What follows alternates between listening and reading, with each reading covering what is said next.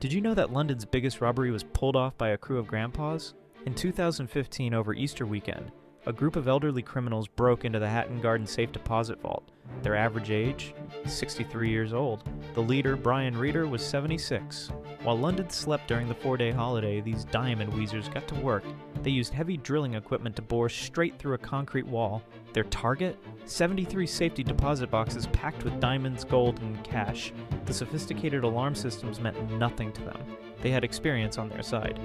For hours, they systematically looted box after box, stealing an estimated £14 million worth of valuables. But age couldn't save them from modern technology.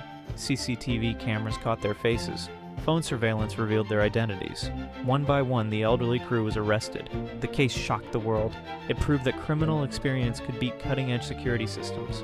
Despite their advanced years, all received prison sentences for executing London's most audacious heist.